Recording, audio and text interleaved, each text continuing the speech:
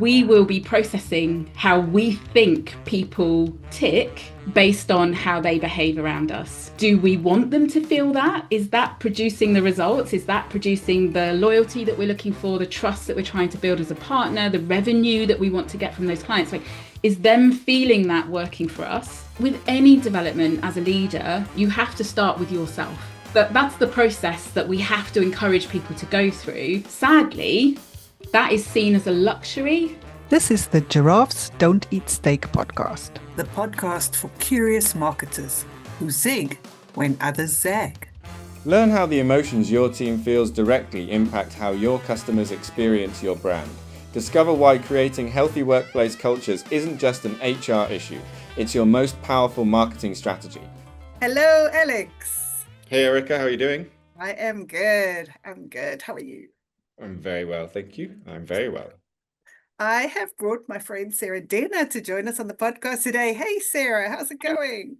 Hi, Erica. Hi, Alex. I'm well, thank you. So I saw Sarah, well, we've been chatting for a little while, probably about a year on and off, but I saw Sarah in action with something called the Emotional Culture Deck. Is that what it's called? Emotional Culture Deck. And for those of you listening, Sarah's holding up this deck of cards. And I just thought, wow, there's definitely a way for us marketers to tap into this. So I thought, let's come on board, Sarah, and chat through this. So welcome to our podcast today. Thank you so much for having me. I appreciate we're going to have to do a little bit of explaining for those listening rather than watching about what I'm about to do. But I am very grateful. So I'm holding up a black card right now with the word grateful on it. And this is one of the, I don't know, over 100 cards that feature in the Emotional Culture Deck. And I am very grateful to be here today. So thank you for inviting me. One of the reasons I'm grateful is that we get the opportunity today to talk about the link and the connection and the relationship between what you both do in terms of the external connection that you're helping businesses make with their clients. And we get to connect what I do at my businesses, which are New Wave Learning and the Cultivators, for us to look at how we take what we need our clients to feel and then create the internal conditions and experiences that the teams delivering to those clients need to feel in order to honour the vision that we have for our client experience. So I'm super excited to be in a position where we're bringing that internal and external perspective together. So yeah, very grateful to be here and excited to explore this with you. Love it. So for Alex, who hasn't met you before, as well as for our listeners, why don't you tell us a little bit about New Wave Learning and what you do?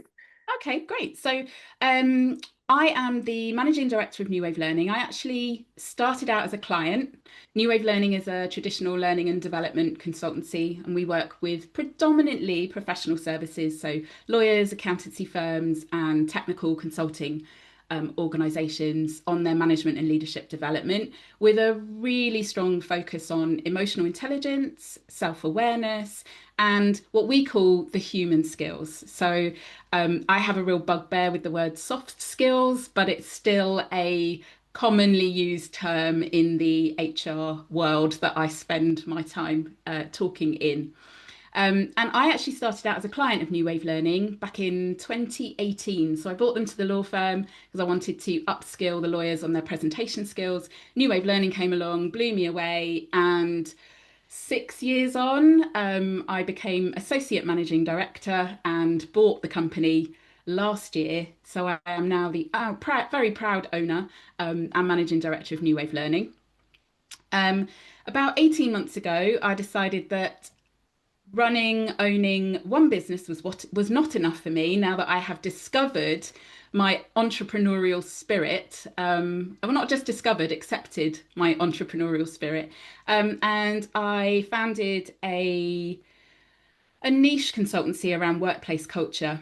And so the Cultivators was born and that's really where the Emotional Culture Deck comes into our work. Although over the last 12 months, I have been integrating the Emotional Culture Deck into the work we do at New Wave Learning with phenomenal results, really, really phenomenal results. So that's what I spend my time doing. Um, the Emotional Culture Deck is a tool that I will not claim any credit for the design or production of. It is the brainchild of Jeremy Dean, who runs an organization called Riders and Elephants. And as a learning and development, I'll say professional, but I'm obsessed with learning and development. And as a learning and development professional, I'm very quick to pick up shiny new tools and practices and assessment techniques and personality profiles that I see out there. And I can't remember the exact time that I came across the emotional culture deck. It's about 4 years ago now. Um, I dropped everything when I found this tool simply because I'm going to say simply, it is simple in its application and use. But for this tiny box of cards, the conversations that it allows for and the way that it unlocks insights and learning and awareness and allows people to connect and collaborate so much more effectively is it's just it blew my mind. And so that became that became the tool that I use to support organizations that are looking for help in either defining their culture, setting about their intentions for their culture, maybe doing some work on values, and also team cohesion, figuring out how do people feel and how do they need to feel in order to be successful and productive. Wow. I mean, the first thing I was thinking about is how incredibly important I think your business and role is going to be in this current state of AI and moving away from human interaction, where we may be, and especially younger people growing up now, may have less social interactions with humans, and when they go into workplace environments, they will be lacking their human skills. I mean, they'll be brilliant at computer-based AI programming skills, but how to speak to someone, maintain or develop or start a relationship, understand how somebody ticks, is going to be a skill that we may neglect going forward because of the tools that we built. So I can see a huge amount of importance in what you're doing there. Yeah, so I love what you said there about what makes people tick, because one of the things that I've learned and it's become a kind of a belief that I hold now in terms of the way I work and the work that I do is we will be processing how we think people tick, as to use your word, um, based on how they behave around us. The behavior is the direct result of what somebody is feeling. Mm. So I've really got passionate about, almost like some people say, a little bit stubborn on this point, but I will refute that. But I've got really, really passionate about this point that until we are willing to include, or not even include, but start with how people feel, how are we ever going to be successful in delivering the output we want in terms of their behavior if we're not willing to go to the space of how people feel? And in order for people to talk about feelings in the workplace, they need to feel something in the first place. So there's a lot of talk around psychological safety and people needing to feel those. But if we don't understand what people need in order to feel that, we're never going to create the conditions that they need. And so the complexity of, as you say, the group that you were referring to, the complexity for young people coming in, they have no real understanding of that dynamic of the workplace that those of us that have been in it for 20 plus years have and expect. So there's so many levels and layers of tension being held in workplaces and workplace expectations and workplace dynamics right now, that from a leadership perspective, leading people, managing people is already hard.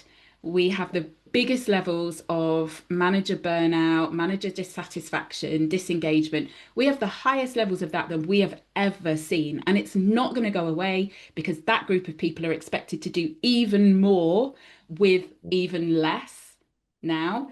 So yeah, it's a big and it's a real problem with some currency around it, as you say, with the multiple generations that we are trying to navigate this time with. And to bring it back to marketing, that translates directly into how you as a business are being portrayed by your customers.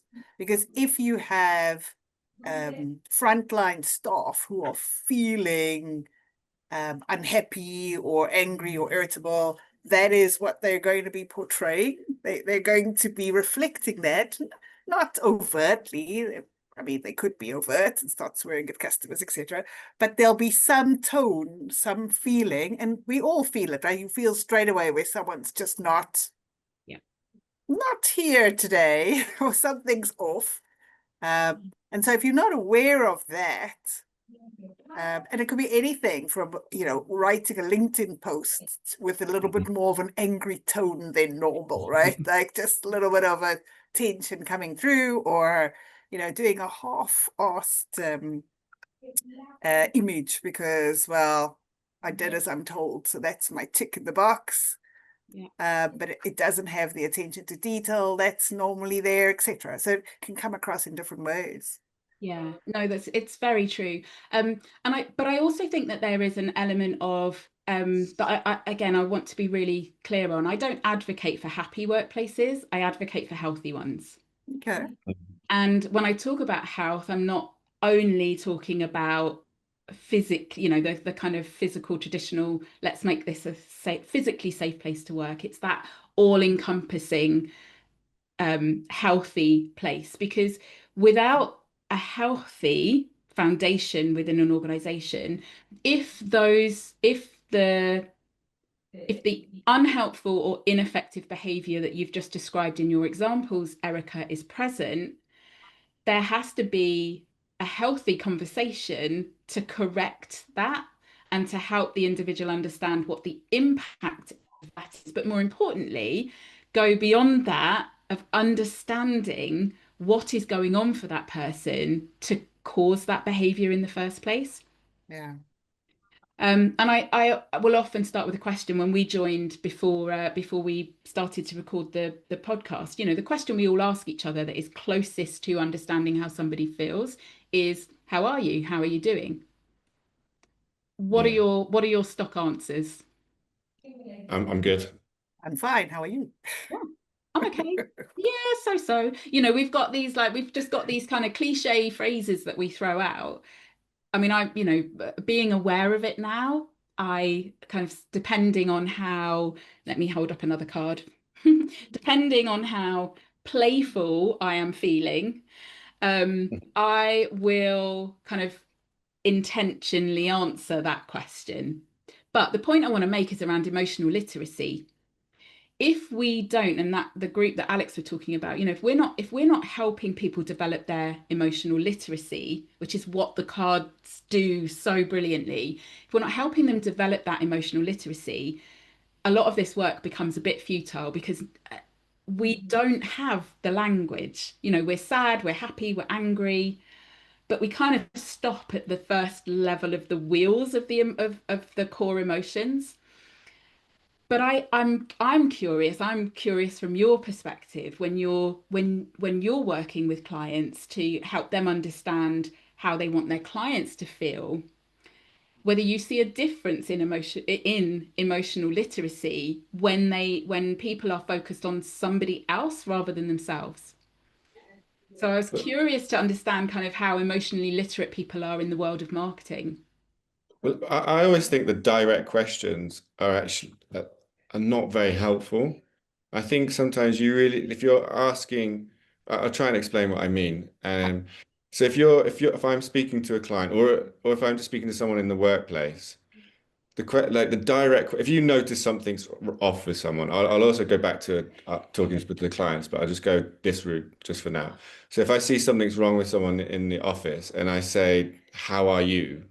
Or are you okay? I feel like that immediately brings up a barrier if they are not feeling okay, because for many reasons, maybe they feel embarrassed about not being okay. Maybe there's something going on they don't want to talk about. Maybe they didn't want anyone to notice that they weren't feeling okay. So I think there's like an emotional intelligence that we need to have in by saying to ourselves, I notice that person's not okay. Maybe I can kind of think of other questions to find out what's really going on. Something like, I don't know, like, how was your weekend? Just trying to find out what they did. And then, okay, so then uh, if they sound like there's a problem with their dog or something like that, you can then try and find a more specific question to ask that's not like just a direct question that will bring up a barrier. And I think it's the same with your client. Like, how do your clients feel? And then they might just answer how Happy. they want their clients to feel rather than what their clients are actually feeling. So you need to ask a question that is more specific to how did they react to this certain situation when you said this to them or they bought that with you. Yeah. Yeah, so there's a so what you're suggesting there, I think, is that there has to be a link between the or there is a link between the feeling and the action and the outcome. Yeah, so I think what I'm trying to say is that yeah, I think you need to kind of ask the question from the back door way rather than the front way. I don't know really how to explain. I have it kind of clear in my mind, but it's very hard. I'm also aware that I might be speaking from a biased point of view because I know that if I'm not feeling very well and somebody asks me how am I feeling, I'm immediately defensive. No, I'm fine, absolutely fine, nothing wrong with me at all. And that's Mm. because maybe I'm feeling embarrassed about how I'm feeling, or I didn't want them to know that I'm not feeling very well. And I notice it in other people as well. And I'd Yeah. also notice it with uh, asking clients like how does your client how does your client feel about this? They don't give you the answer that truly represents their client. They're giving you it from their point of view, and so you need to find another way of asking that can get them to give you the answer without them thinking they're giving you the answer, if that makes any Mm. sense. Yeah, no, yeah, it does. And I think if I think about the origins of the emotional culture deck, that's exactly where it came from. So it started out as a tool that, well, there is a customer experience deck as well that allows clients to sit and focus on what do we know about, what do we have evidence of our clients feeling? Do we want them to feel that? Is that producing the results? Is that producing the loyalty that we're looking for, the trust that we're trying to build as a partner, the revenue that we want to get from those clients? Like, is them feeling that working for us? If so, how do we do more of that? If not, why not?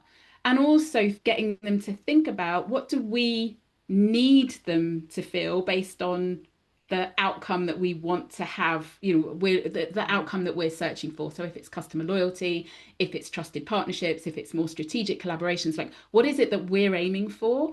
And what do we think people need to feel in order to get there?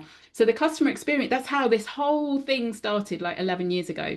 And the client that Jeremy was working with turned around and said, "Oh, if we can do this from a client experience perspective, can we do the same internally?" And that's where the emotional culture deck was derived. So um, the I meet many people who come into sessions where we are introducing them to the emotional culture deck for the first time. If you work with professional services, they are some of the hardest people to get talking about how they feel because it's Yeah. all about, it's all about the number. It's all about, what are we measuring? So it's either utilization or productivity, or output or revenue or client satisfaction number, right? It's all about the numbers. So I've had to work really hard in positioning this as a way of saying, emotions are another data point in your business. and in your client relationships that you just haven't tapped into yet.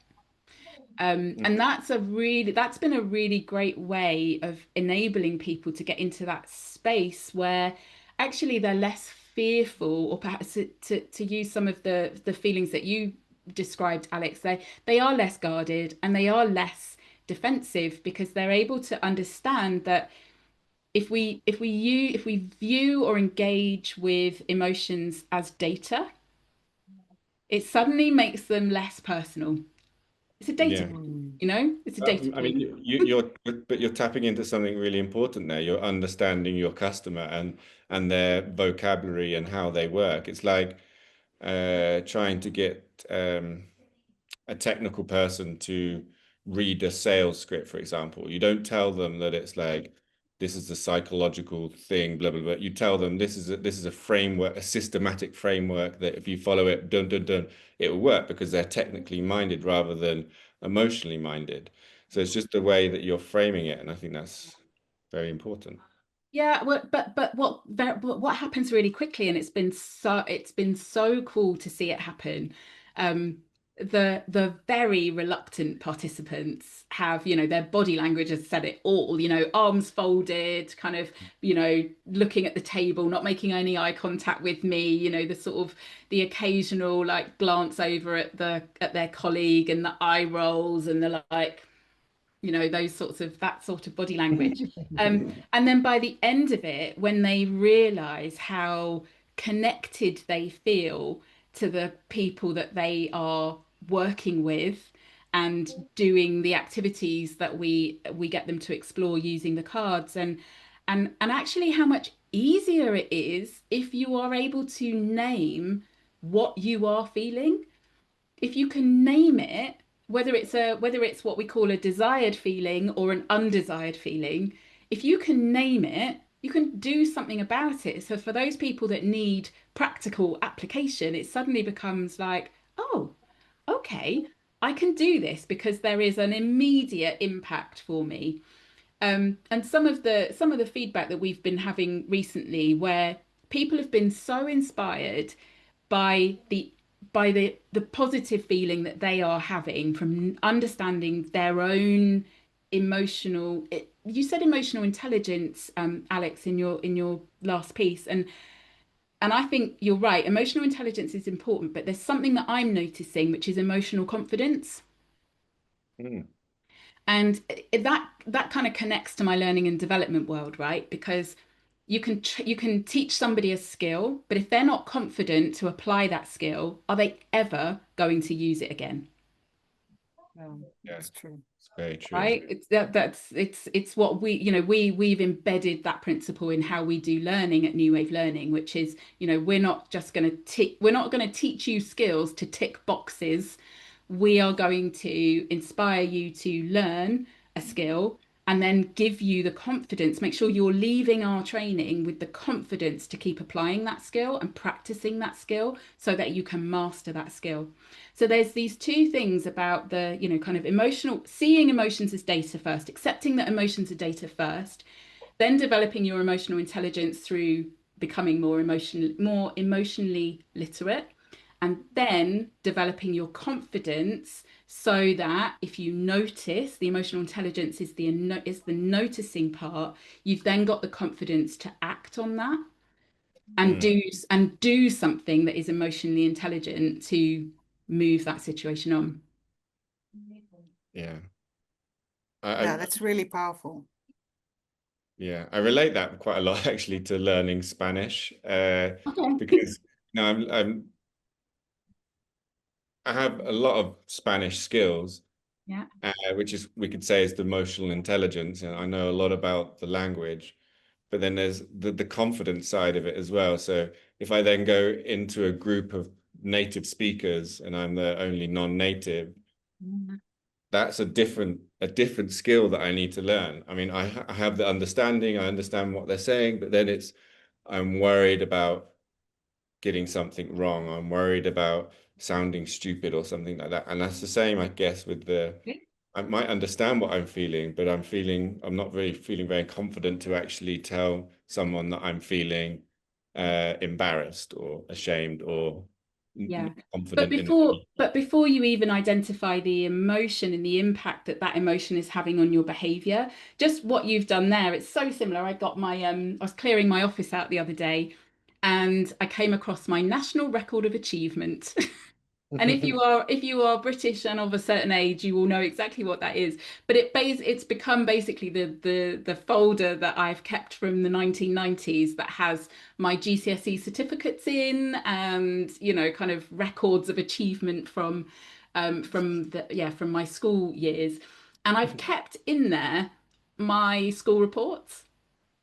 And it was fascinating reading through them and again just highlighting what you did, especially with languages. So I was getting loads of comments about how competent I was in written reading and understanding the language, but low marks on she needs to participate more in the oral the conversations where we're speaking in class. And it's exactly that point. If it's fine, you have the skill, tick, but if you don't have the confidence to use that skill, you will never master it. So as a learning professional, I take that very seriously. We have to do both. It's almost an equation in my mind for people to learn, and more importantly, for a client to get a return on the investment in that learning.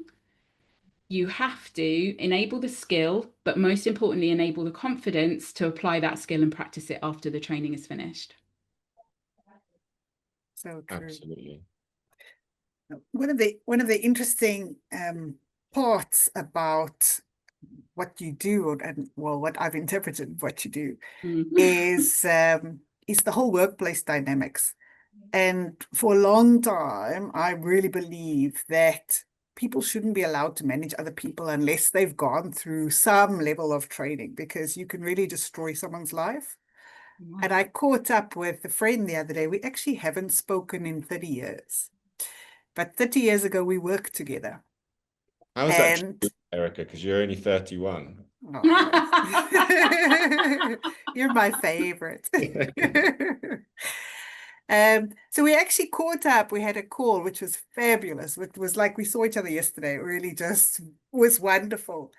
And we spoke about that first. It was both of our first jobs. It was that environment that was created that we still love. And all the people that work there, we still love. Like she's connected with different ones. I'm connected with them. We've been in touch all these years. We know where they are. They had a reunion. It's back in South Africa, so I didn't go, but they had a reunion last year. And everyone and it was the environment that leadership team created where we felt safe. We were allowed to explore. We were given opportunities. It was just fabulous. And what we both discussed, number one, how great that was, right? Like just what it taught us. And she's now become a coach, and is using that in what she's doing. I'm using it in my marketing. But how it's almost spoiled us for every job after that. Because now we look at it going, no, that's not the way it's done. No. You don't speak to us like that. Or I don't feel psychologically safe, as you said. Like, I don't feel like I fit in here. I don't feel like I'm allowed to have an opinion. I know what it feels like. Mm. And hence both of us have moved out onto our own now, because we couldn't replicate that feeling, right? Yeah. And That the opposite, sorry. sorry, the opposite is true, right? Someone who's had a bad experience as their initial experience, like how hard must that be? Because then you're like, oh, the corporate world is awful, or working life is awful because people don't get me. Yeah. Yeah. So we've shared very similar experiences, Erica. It was my second job that was my kind of workplace culture nirvana. It was, yeah, up until this day, I can list a number of leaders that consistently created a culture within that software organization that I was part of that has yet to be beaten. You know, I accepted a job offer from one of those leaders to come back and work for a company that I didn't want to work for because I got the opportunity to serve him again. And I used that language intentionally. I served him because he served us in the sense of creating the conditions for us to be the best version, the most authentic version, but also it was okay when stuff happened Yeah. outside of the 9 to 5. um I will never forget the text message that I wrote the morning after I had delivered my second child who did not make it through the night. And I can remember so vividly sitting with my work mobile phone, feeling a sense of panic about kind of, I'm going to have to tell him that some stuff is going on and we've got some stuff at work that's really going to be implicated as a result of me not being around. But yet I was able to craft that message and send it, even though I was going through what I was going through, because I knew it would be met with care first. Mm. Mm. And that's so powerful. Your world is falling apart, right? And you know that that person will have your back first Yeah. and will take care of everything else. And that, yeah, it's incredible. That kind of leadership is what I aspire to inspire by the work that I do. Because as I went through my career, I almost kind of like you started on a high and it sort of dwindled. It got worse, as I went along. To the point that, I'm only now prepared to talk about my experience of my last employer. I still have to feel brave when I'm doing it, but I haven't, publicly haven't talked about it before. Um, but that my role was made redundant, but how I was, I understand roles are made redundant, it's not personal. What is personal is how you are exited from the organization. And Absolutely. during COVID, I understand it was a challenging time, but to have my box of goods from my locker at the office delivered to the local Swindon office with a white envelope attached to it that didn't even have my name on it. It was just a white envelope with my P60 and P45 rolled up. Nothing from anyone in the team, not even my name written on the envelope. That moment triggered a grieving process Mm. that has taken a really long time for me to get to the point. I mean, it's given me a ton of motivation and restless energy to not allow those things to happen to other people. Yeah. But it's also taken, the impact of that treatment is real. And, some It people would is. have brushed it off. I'm not that person, but it was deep. And I thought they knew me. I thought they knew me so that they would have treated me differently. But yeah, didn't happen. Absolutely. And so the reason I'm bringing that up is I think not my first, that was wonderful. I loved everything about it. But subsequent ones, it feels like, oh, they should have gone through your cultivators process, because there's obviously a missing link there in terms of emotions, right? Because if you understood emotions, surely you wouldn't treat someone that way. Well, you might still treat them because the point is, if we go back to what we were saying earlier, there's a connection, isn't there, between how you're feeling and your behavior.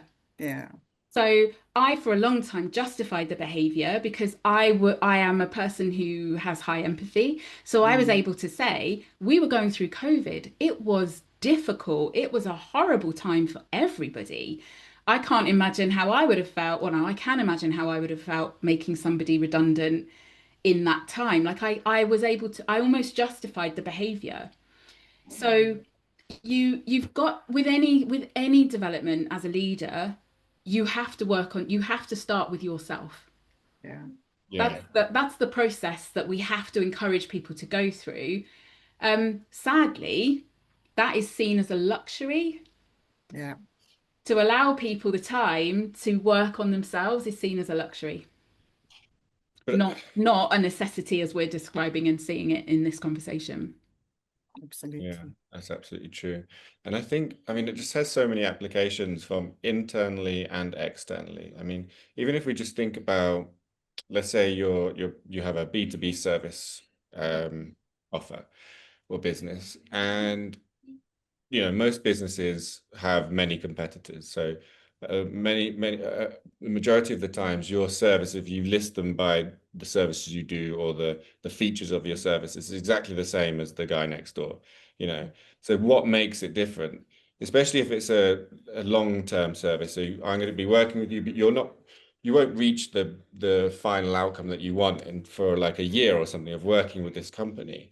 But what makes you different is those small little milestones along the way of how you're interacting with your customer and the small wins that they're getting, and through communication, through empathy, through added value by really understanding who you're working with, and giving them little bits of nuggets as you go along. And that's just kind of like exactly what you're saying with working the culture in the business. I don't know who said that. I think Erica might have said this before. Like, people don't leave businesses, they leave cultures. And so it does. Most businesses and the most roles you have the same salary, you kind of have the same job, same day-to-day role, but what makes the difference is the way you're being treated. And so that works on both sides with your clients and with your internal team as well. And it's so important to be able to understand that. So, Sarah, what's the trigger for someone to contact you to say, hey, we want to run this cultivators? Like, Mm.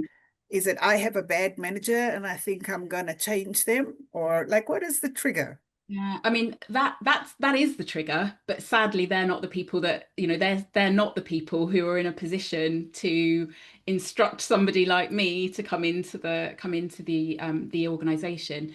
So the trigger often starts out being being something very different. Because again, to go in and say, hey, leaders, you don't have a great workplace culture, that's not going to Mhm. make me very popular. Yeah.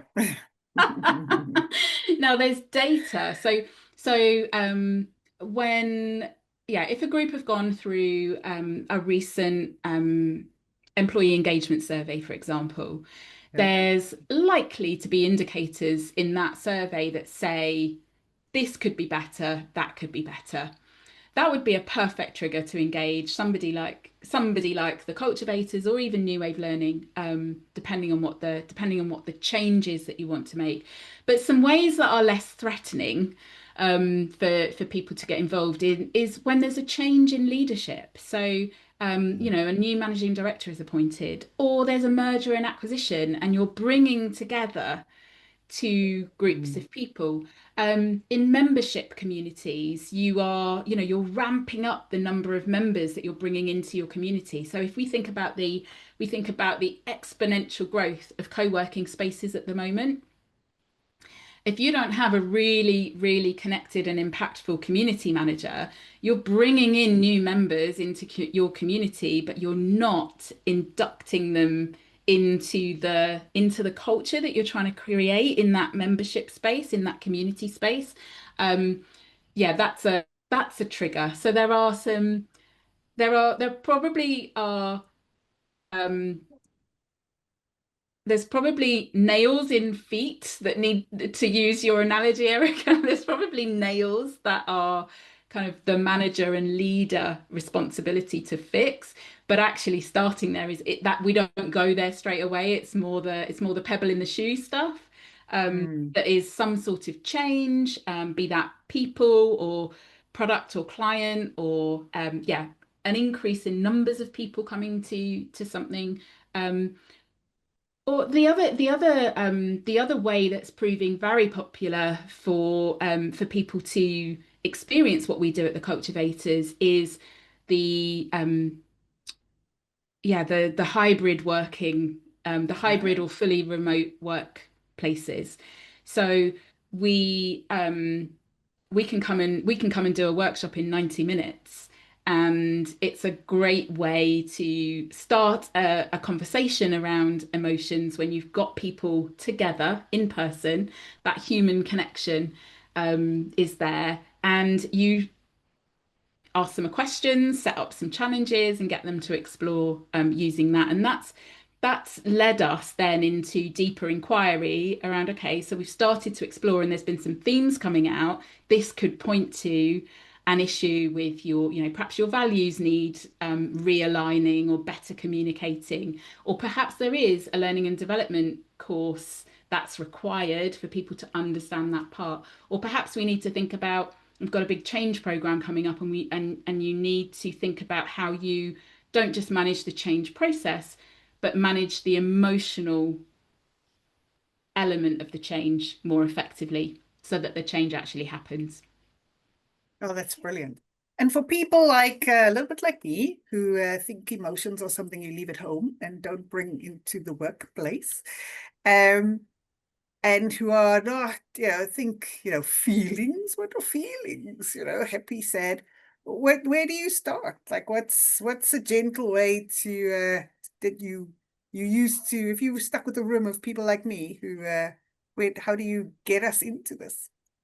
So I'd play the game with you. Okay.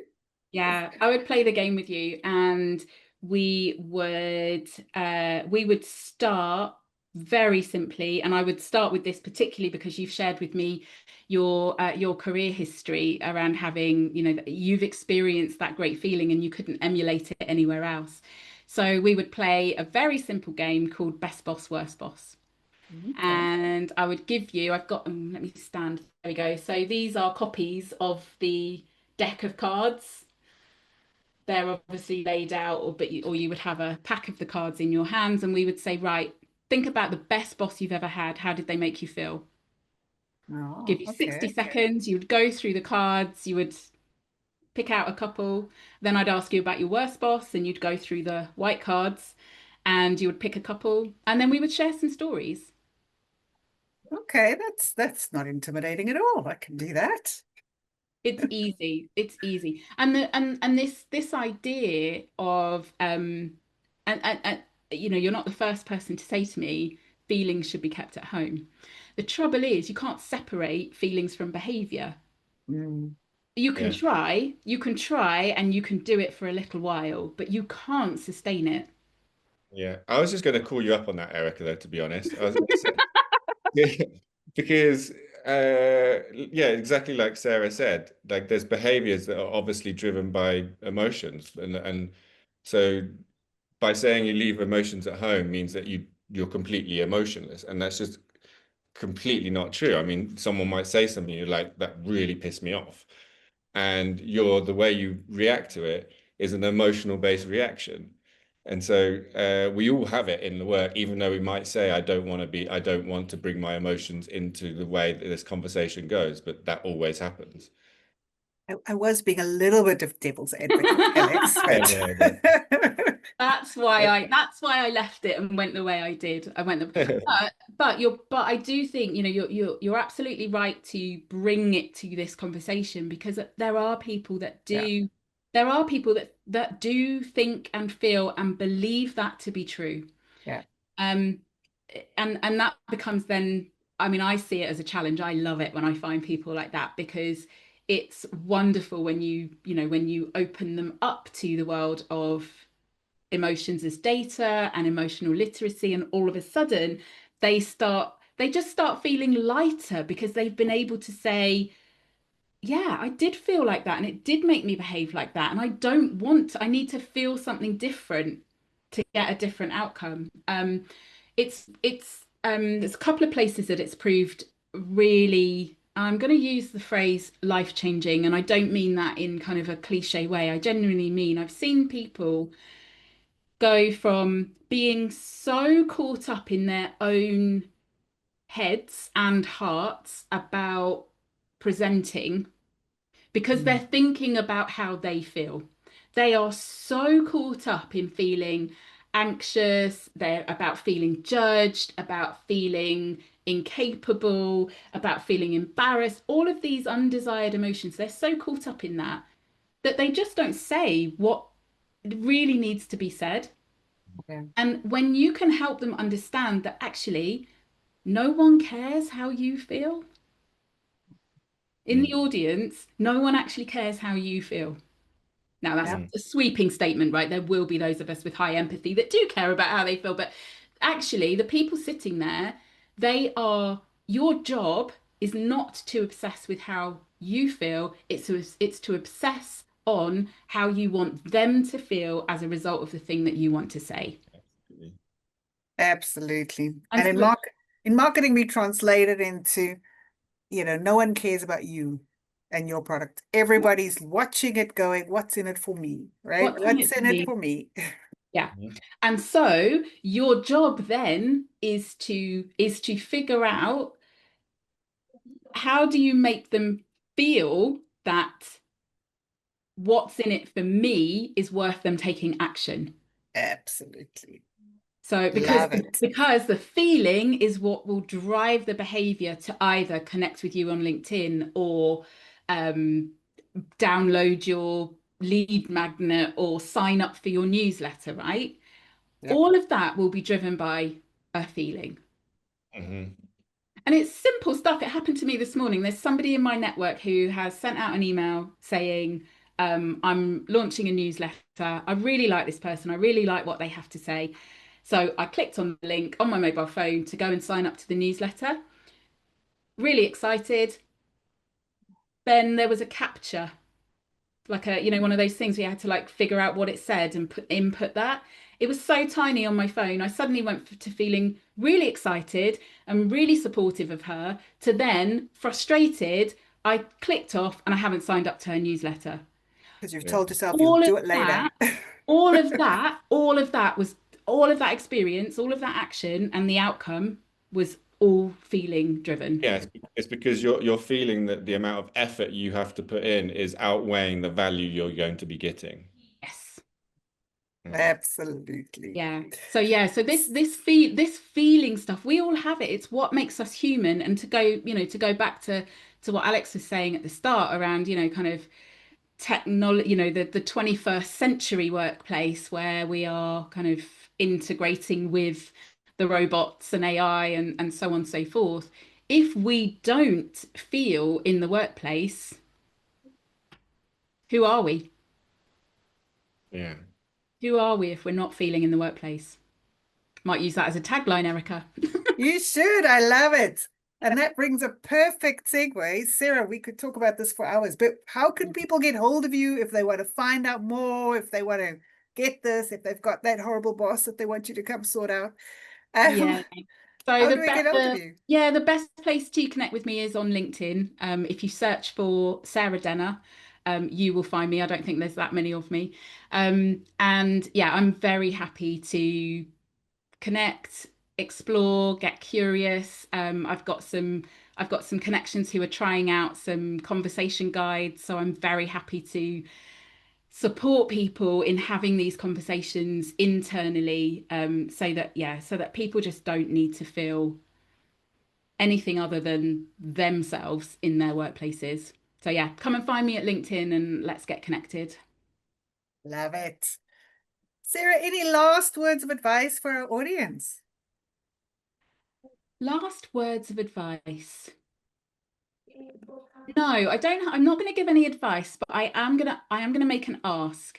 If you felt something during this podcast, listening to this podcast or watching this podcast, if you felt something, tell us. Love it. Love Love it. it.